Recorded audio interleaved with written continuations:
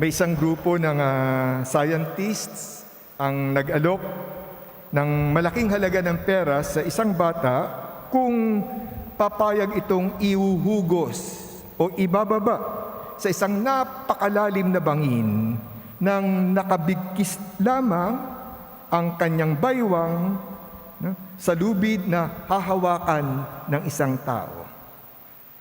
Kailangan ng batang pera dahil napakahirap ng kanyang pamilya, kaya gustong-gusto sana niyang subukan. Pero nang dungawin niya ang bangin na 200 feet ang lalim, sobra siyang nalula at siyempre natakot. Sabi niya, ayoko, hindi ko kaya. Matapos ang panghihimok, persuasion ng mga scientists, pumayag din ang bata. Pero sa isang kondisyon. Sabi niya, magpapahugus lamang ako kung ang tatay ko ang hahawak sa lubid at magbababa sa akin. The boy has trust and confidence in his father. That's faith. That is a powerful description of faith. Well, siyempre hindi ko mapigilang magtanong, do you have that kind of faith in your Heavenly Father? Talaga bang naniniwala at nananalig ka na ang Diyos Ama ang siyang may hawak sa lubid ng buhay mo?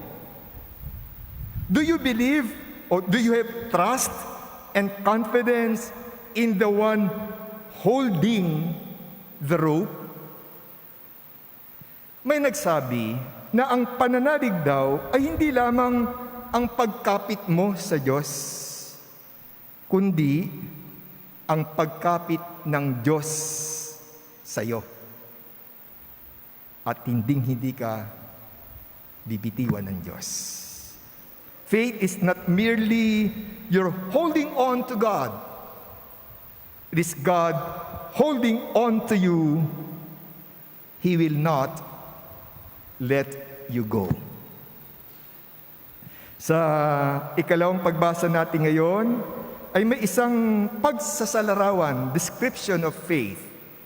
Ayon kay St. Paul, true Christians walk by faith, not by sight.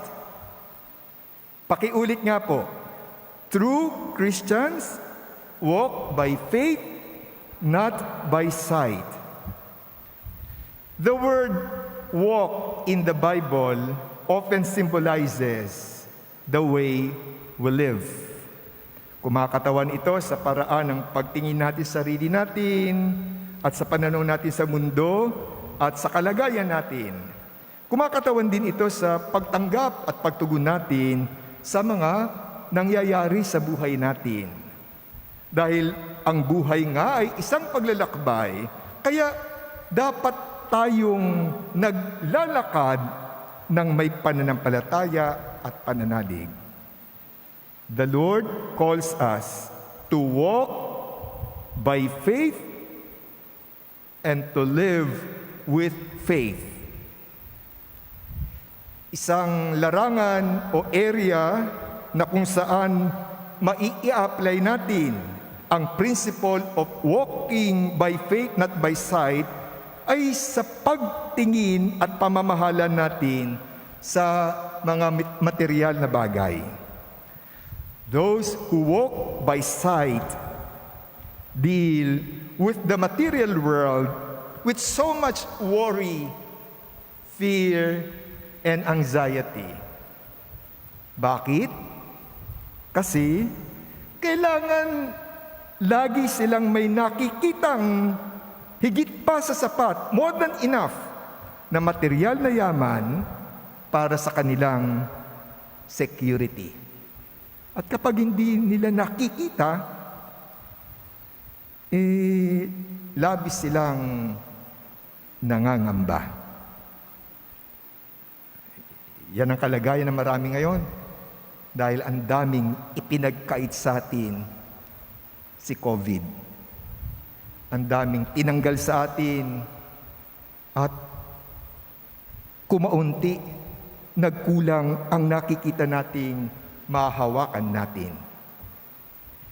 My dear friends, faith asks us to trust that the Lord loves us enough to use His almighty power in our behalf. With faith in God's love, we can let God be God in our life. Magagawa nating manalig at magtiwala sa divine providence. Magtiwala that God provides. Kaya hindi tayo maghahanap buhay, maghahanap pera ng higit sa kailangan. Hindi natin ibubuhos ang lahat ng oras at lakas natin sa pagninegosyo. Hindi tayo mag-iimbak ng mga bagay na hindi natin kailangan. Ang problema daw natin ay hindi ang kaliitan ng pananampalataya natin, kundi ang kabiguan nating isabuhay ang pananampalataya natin at isalin, i-translate ito sa kilos at gawa sa pang-araw-araw. We need to find ways of expressing our faith and putting it into action. Kailangan nating ipahayag ang pananampalataya natin sa Diyos sa personal na pakikibahagi natin at aktibong pakikilahok natin sa buhay at misyon ni Kristo, sa buhay at misyon ng ating parokya. Kailangan nabibigyan natin ito ng buhay at sigla sa pagsisilbi natin sa anumang ministry ng simbahan o sa pagsuporta natin sa anumang pastoral programs nito. We need to express our faith in our practice of good stewardship by generously sharing our time, talents, and resources.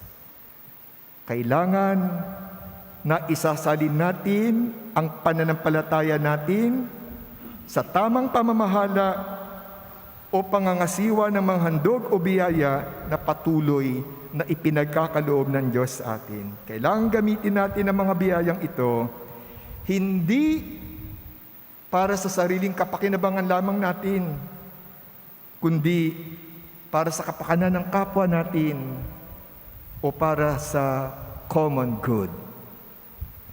We need to express our faith in our practical charity. We need to put it into action through works of mercy. We need to give hands and feet to our beliefs and convictions. Sa Ebanghelyo ngayon, inihahambing ni Jesus ang paghahari ng Diyos sa napakaliit na mustard seed na nagiging malaking halaman. Pagsasalarawan din ito ng faith. Ang binhi ng pananampalataya na itinanim ng Diyos sa atin ay may kakayahang lumaki at may kakayahang magpalago sa atin kung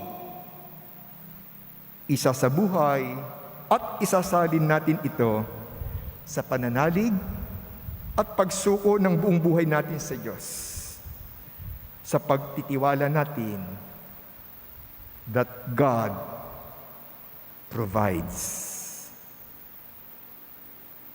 na tayo ay hawak-hawak ng Diyos at hindi niya tayo bibitiwan.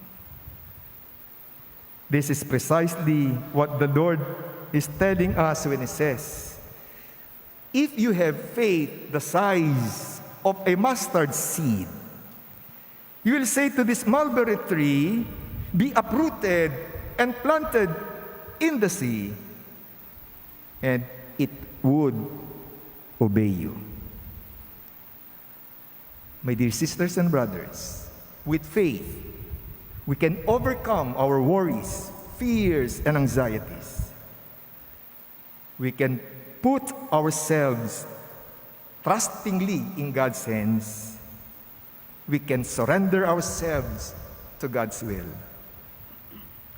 Faith is a call to let go and let God be God in our life.